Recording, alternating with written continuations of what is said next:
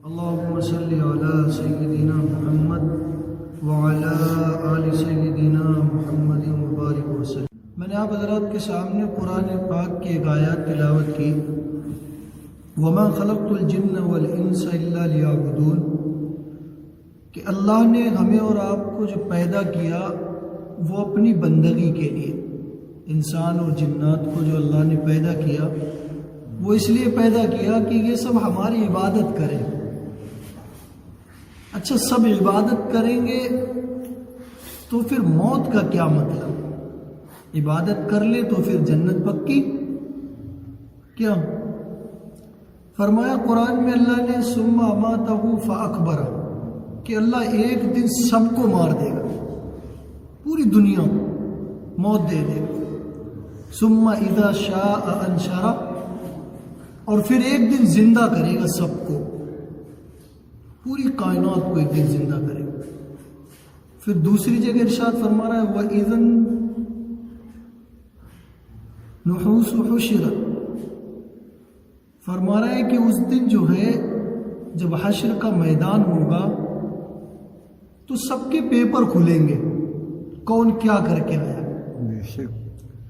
وَنَزَعُ مَوَازِينَ الْقِسْطِ، قرآن کہہ رہا ہے کہ اس دن جو ہے پھر ترازو لایا جائے گا۔ کیا لایا جائے گا؟ ترازو۔ کس کے اعمال کیسے ہیں؟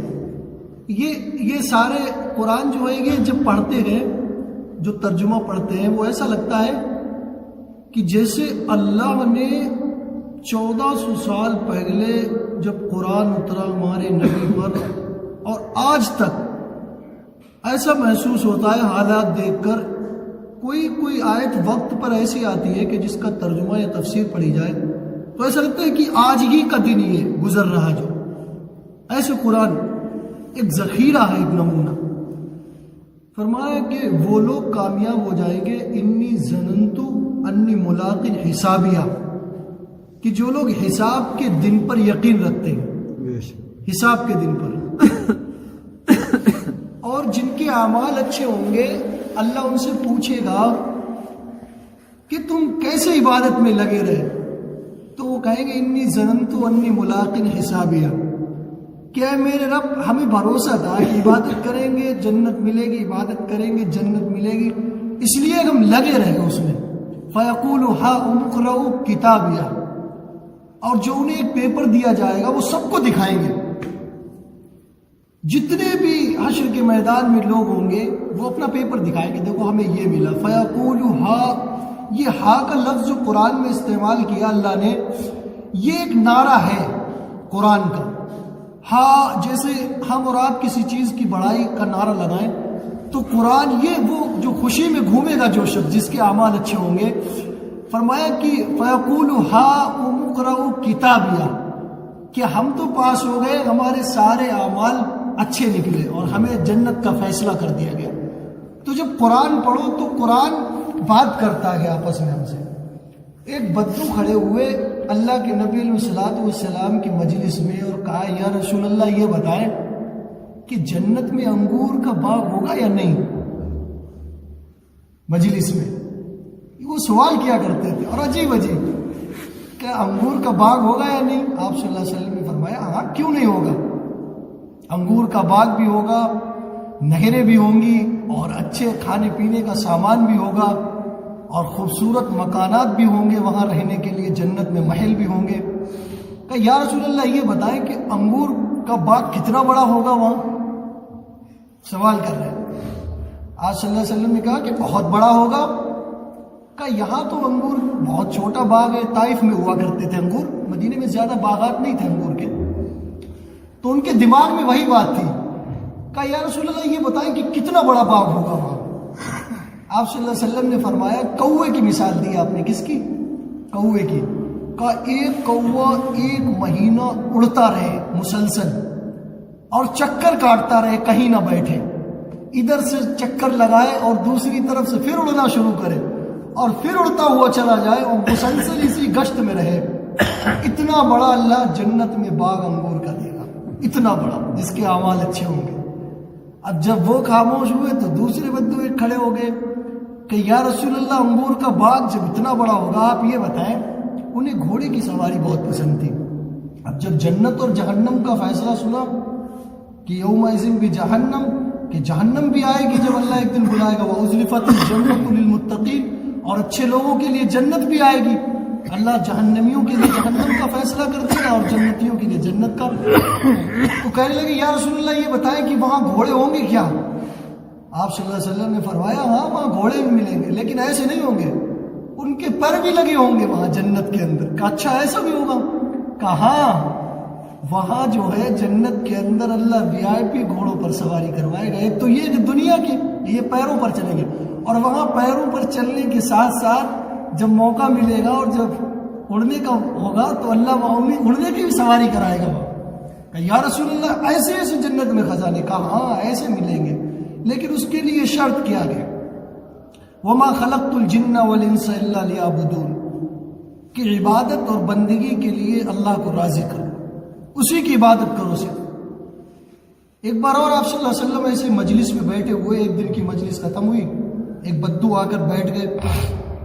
کہا یا رسول اللہ میں نے اس دن سنا کہ آپ بتا رہے تھے کہ انگور کا باغ اتنا بڑا ہوگا اور گھوڑوں کی سواری بھی بڑا اچھی ملے گی، اور میرا تو اونٹ کا کاروبار ہے اور میں اس کی سواری کرتا ہوں. آپ یہ بتائیں کہ جنت میں اونٹ ملیں گے یا نہیں؟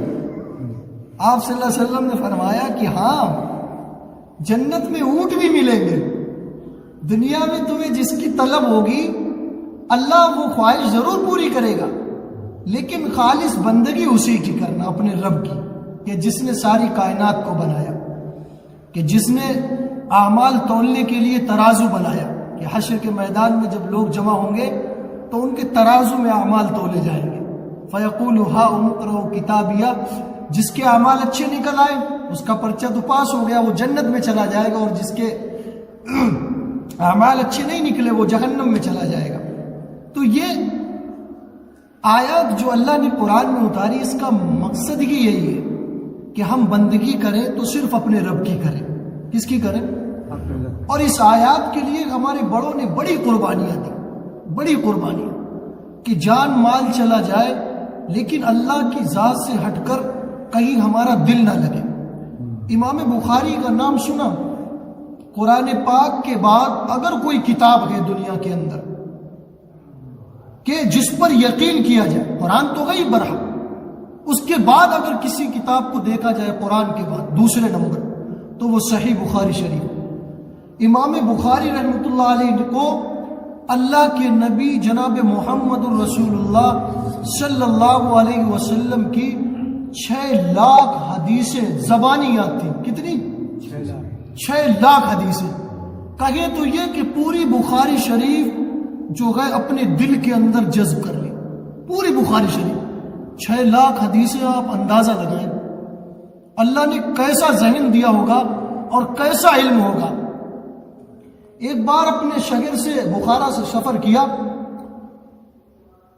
تو 6 لاکھ اشرفیہ انہوں نے بہت مالدار تھے اپنے گھر سے، تو انہوں نے سفر کیا علم کی غرض سے. تو کشتی کا سفر ہوا کرتا تھا اس دور کے اندر، تو انہوں نے 6 لاکھ اشرفیاں لی اور رکھ لی اور دریا کا سفر شروع کیا. شروع کرنے کے بعد اب اس میں اور لوگ بھی بیٹھ گئے جن کو دوسرے شہر میں جانا تھا. ایک شخص نے دیکھا کہ امام بخاری کے پاس اتنی اشرفیاں، تقریباً 40-50 کروڑ روپے آج کے وقت کے، اس دور کے ایک اشرفی کی کیا قیمت ہوگی. اب اس کی نیت خراب ہو گئی، اس نے اشرفیاں دیکھی اتنی تو اس کی نیت ڈگمگا گئی کہ اتنا مال مل جائے گا تو بچ جائے گا یہ.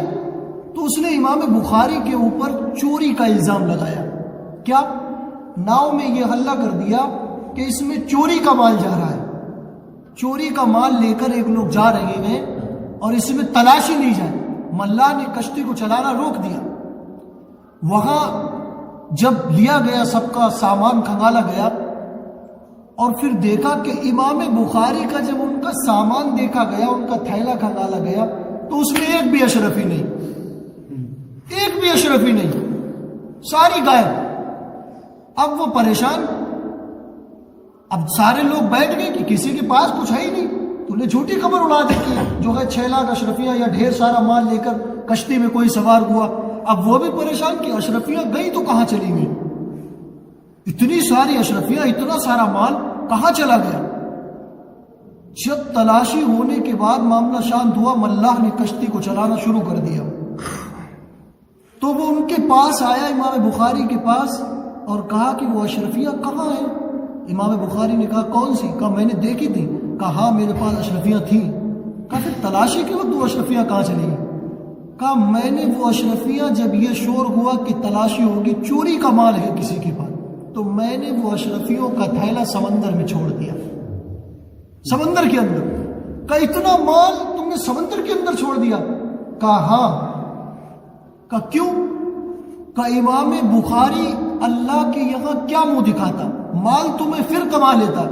امام بخاری کو لوگ اس لیے جانتے ہیں کہ میں نے زبانی اللہ کے نبی علیہ الصلوۃ والسلام کی 6 لاکھ حدیثیں یاد کی، اور اگر میرے اوپر چوری کا الزام لگ جاتا، کل کو میں لوگوں کو کیا منہ دکھاتا کہ اللہ کے نبی علیہ الصلوۃ والسلام کی 6 لاکھ حدیثیں یاد کرنے کے بعد بھلے ہی وہ مال میرا تھا، لیکن جو اس کشتی کے اندر سوار تھے وہ تو یہ مانتے کہ یہ مال چوری کا تھا، اور میرے اوپر الزام لگتا تو میں دنیا والوں کو کیا منہ دکھاتا کل.